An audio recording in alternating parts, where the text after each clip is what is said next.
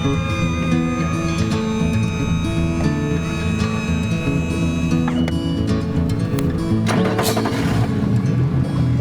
right. You know, I fish with people who've caught 1,000 redfish, and it's still really exciting just to see it happen. You know, see somebody make the cast and start stripping and get the fly moving and see the fish react. Keep cribbing. We ate it. Nice. I'm like a little ways back, and I'm just watching the whole thing. I'm watching you light up, I'm watching the fish light up, I'm watching the cast, and it's a totally different vibe. And so I never get sick of that. Today I caught my first redfish on a fly rod, and it was an incredible feeling. Moments like these are often shared with a family member or close friend who lends a helping hand or some angling advice, perhaps even supporting in the retelling of the tale, describing the fish as having been a little bit bigger and making the fight to land it a lot more fierce. Alvin Dedeaux has made it his goal to share this infectious joy with anglers new and seasoned across the Lone Star State.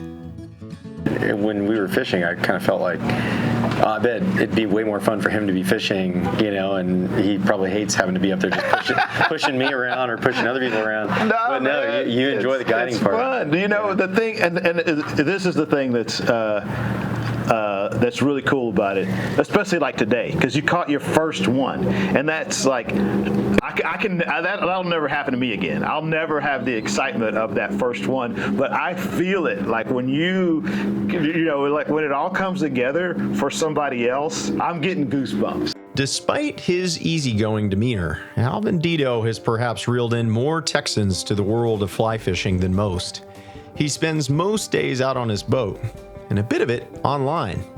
As a fly fishing guide, he's built quite the following on social media and YouTube, where his videos have hauled millions of views. His goal is to demystify a style of fishing many people might be intimidated by. I encourage anybody to try it.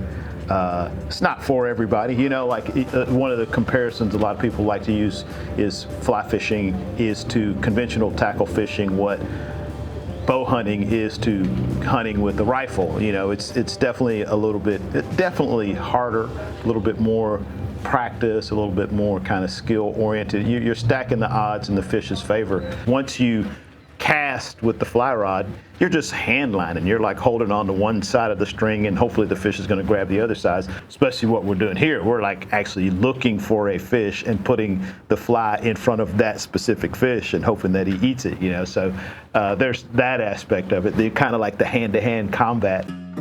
Alvin was in the early wave of fly fishing guides in Texas.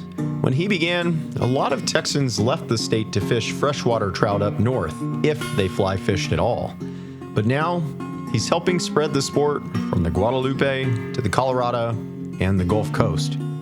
He's had the good fortune to catch countless fish, but his greatest luck of all might have been meeting his wife, Lene.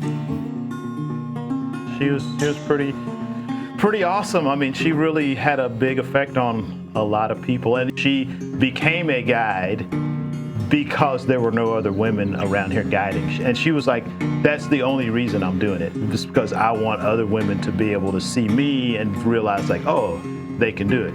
I knew it was a match made in heaven because the first time we went fishing together, we were in Colorado. It was a small stream.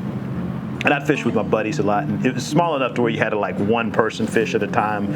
You'd fish, then the next person would fish the next hole, you know, a little mountain stream, and we'd take turns fishing and watching each other. And then we got finished at the end of the day, and she's like, that was romantic. And I was like, oh my God. I was like, okay, done, sign me up. Alvin and Lene owned and operated all water guides together for many years, spreading the joy of Texas fly fishing to people from all walks of life. But suddenly, last spring, Lene wasn't quite feeling herself. She just kind of started feeling kind of funky, like in April, and they were trying to figure out what it was, you know, like, you know, it's not this, it's not that.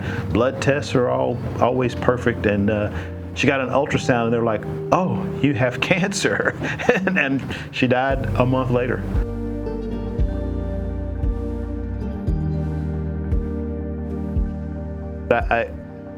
at least with my wife, we did have a chance to like say goodbye, you know, like, and just kind of like say, oh, you know, like this is great. You know, we're so lucky to have the 16 years that we had.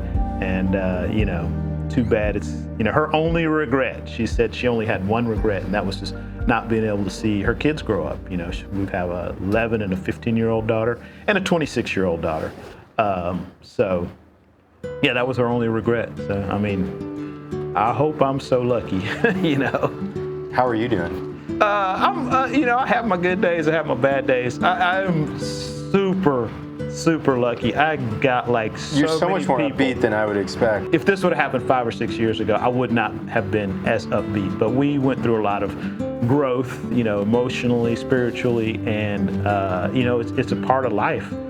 And you know, I have to carry on. I have 2 young daughters I need to raise and, you know, support, and the whole optimism thing. I mean, that goes a long way in life, but also in fishing. I mean, really, I mean, I've been training myself for 50 years to like always think the next cast is going to be the one, or you're going to catch the fish of a lifetime. In a way, train myself to, you know, see the best, you know, just be positive. What do you hope her legacy is?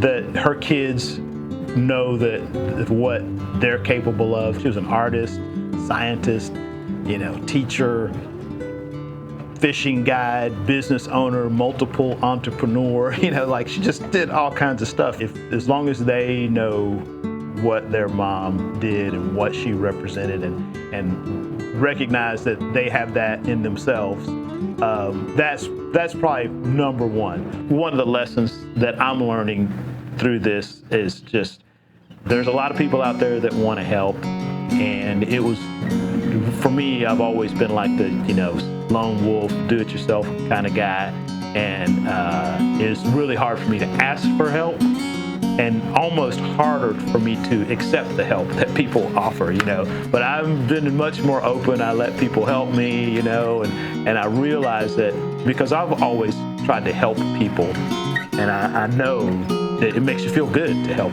other people. And I'm like, okay, well, yeah, if you want to help me, I know that's going to make you feel good, and it helps me. So I'll just try to be a lot more open to, you know, everything that's coming my way, you know, whether it's, you know, somebody offering to take me fishing or what, you know, because usually I'll be like, no, let me take you fishing, you know. But now I'm like, yeah, but now I'm like going, yeah, come on, yeah, I'll get on the front of the boat, you know, and it feels good to just to be up there and let somebody else take care of me for a while, even if it's just a couple hours of fishing, you know. Yeah, you helped me. I mean, I don't think I would have seen the fish that I ended up catching. It's a team effort. And that's another thing about that parallel to life. You know, it is a team effort. You know, it's I could not go out there by myself and do that, you know.